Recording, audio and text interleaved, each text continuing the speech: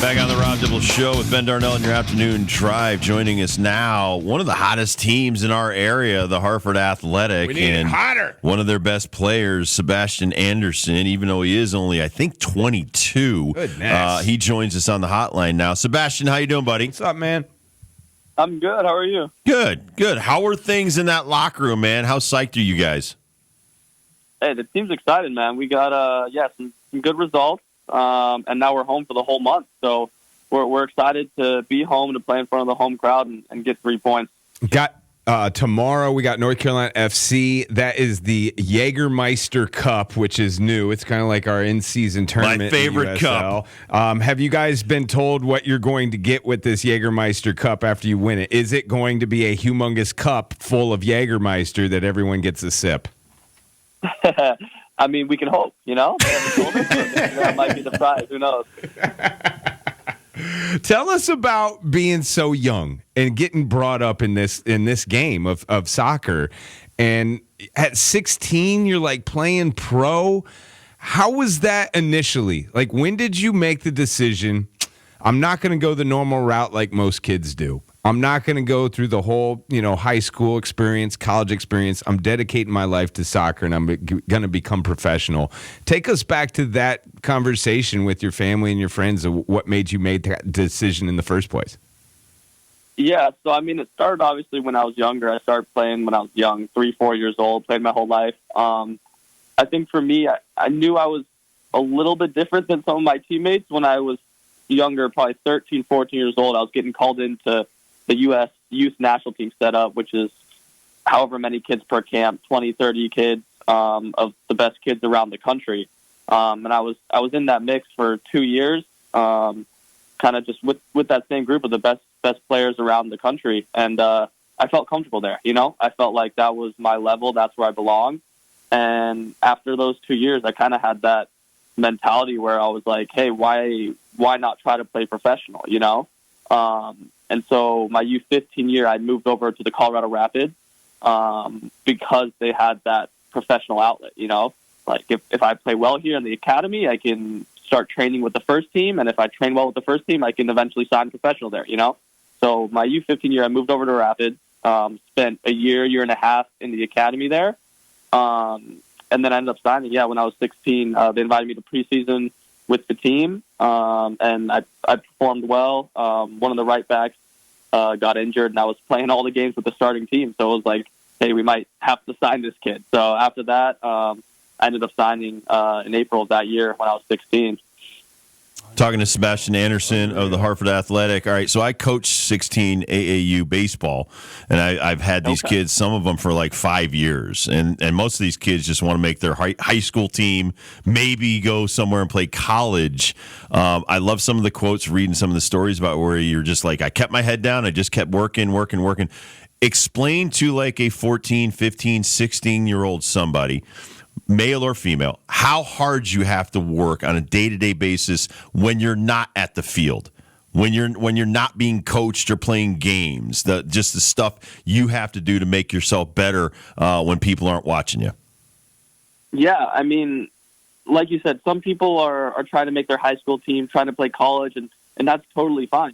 That's something a lot of people strive for, and a lot of people can achieve that as well. But I think for the elite few that want to move on to that next level, like you said, it's doing what no one else is doing, It's the people that aren't out partying, the ones that aren't eating junk food, all that stuff. And it's a 24-hour thing, really, You have to do something that will differentiate yourself from your competition, Like what are you going to do that makes you 1% better than the person standing right next to you?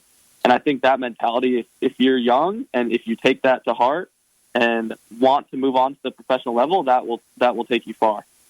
And this Brendan Burke keeps on stealing guys from Colorado. Like the whole team, he just keeps plucking from where he was at when he was with the Colorado Springs Switchbacks, and you're one of them as well. Dibs talks about this all the time, just being a youngster, whether you're a rookie in the pros, whether you're starting as a freshman in college and high school, you have to be ready to take the position of somebody else. And that can be an emotional thing where you're the young guy and you're trying to learn from the senior. You're trying to learn from the vet that's been on the roster for a while.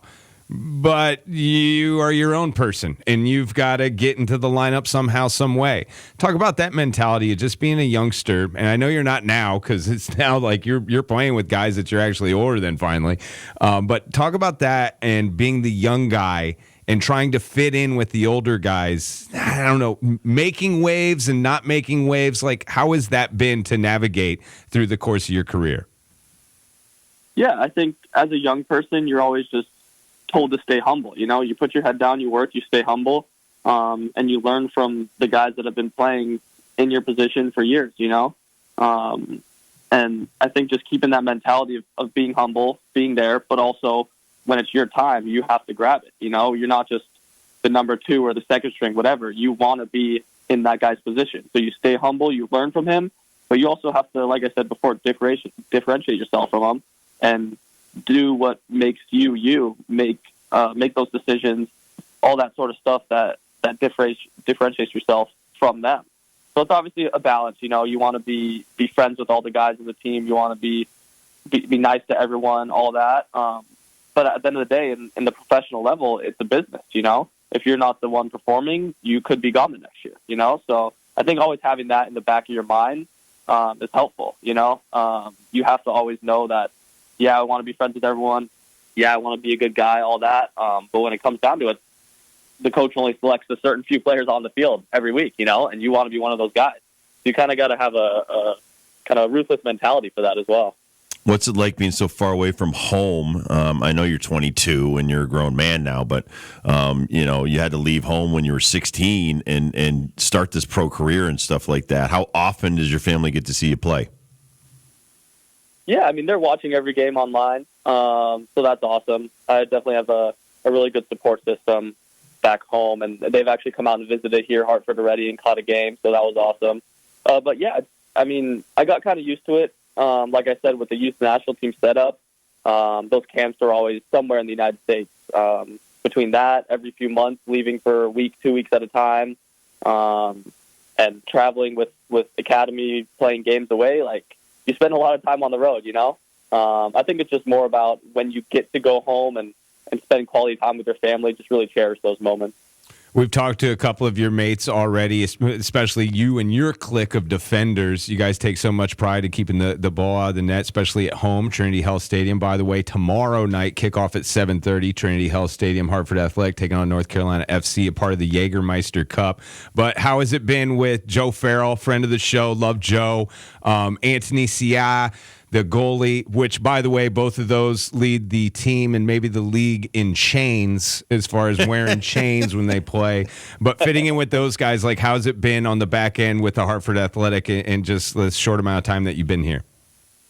Yeah, I mean, like you said, those guys they're great guys. Anthony, I've hung out with him a few times off the field. He's a good guy off the field as well. Great keeper, great shot stopper. Joe, same thing. He's a great guy, but an incredible player too. And it's awesome learning from those guys. Like, obviously I've been playing professional soccer for this is my 7th year.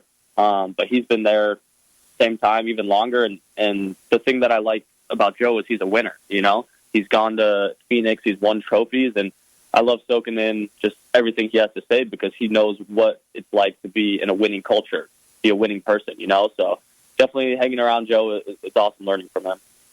Where do you guys eat? I mean, you got guys from so many different countries. Is there a place you guys hang out, when you get together and stuff like that? Where do you go as kind of a unit? So we actually have some of the guys coming over for dinner at my place tonight. Oh, that's what are we awesome. cooking? Yeah, Tell us what are all we the making? details. We're cooking some pasta tonight. We had some actually made a nice steak the other night, but tonight's pasta, we're going to get some carbs in before the game tomorrow. I love That's this. sweet. That is excellent. That's awesome. What has been, all right, Westchester, them punks went down 3-2. That was our last result, and that was on the road. Before that, a tie draw. Sorry, I'm getting all my soccer, football words misconstrued, but Indy 11 was a 4-4 draw.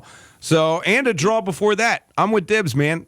For what we've been dealing with at the beginning of the season, we're hot. We're hot right now. What's been going on? Like, what's the turnaround, especially putting the ball in the net?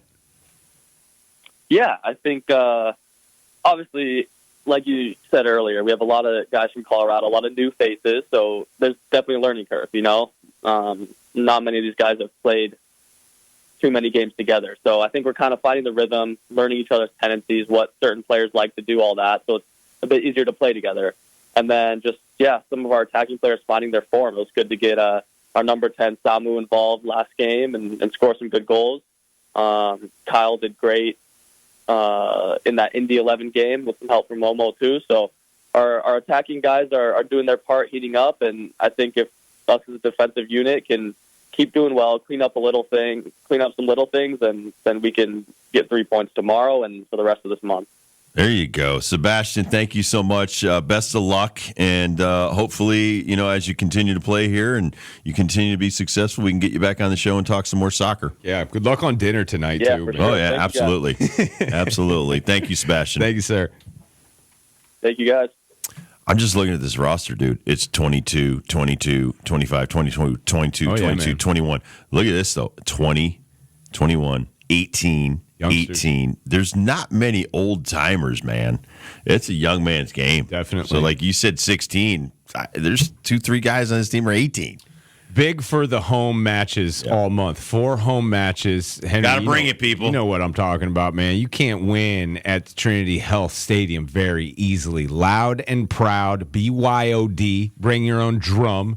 Have you been out yet? How many times have you been out? You been out yet this year? Oh, yeah, absolutely. Protect the Fortress is a thing. Thank you, sir. Well, your son's a big soccer star, so how's he doing? Yeah. He's going to be in his senior year, 4-year starter. Now, There do you you go. let him go to the supporters section, or is that off limits in the Bieniemy family? Or is He hasn't said anything about it yet. Okay. He hasn't said anything about you it guys yet. are probably like watching the soccer all the time. No, he's watching the soccer, and he goes to Wooster Street. That's a thing for us. Oh, okay. Oh, all right. We go to Wooster Street, and we don't get slices. We get a pie. Okay. Absolutely. And that's like the Hartford Athletic tradition of the Bieniemy family? Absolutely. I love this. Awesome. Absolutely. Awesome. They do have one of the best mascots in the game, too, Dylan, by the way. Dylan's cool. No, the pickle. Nah, he's an alien. He's not from this planet. He's from a planet soccer, and he was shipped Planet down Pickle. somehow, some way. Yes, he is the big pickle. He's the big The pickle. big dill. The big deal. We love him. Anyway, we'll take a quick break. We'll come back. We'll do the Dibbles and Bits. God, Adam Giardino, man. This is a very busy show. We don't usually have so many people on. 4 people today. That's right. 4 people. I think this is some kind of record for the Rob Dibble Show. But Adam Giardino will join us at 5 o'clock.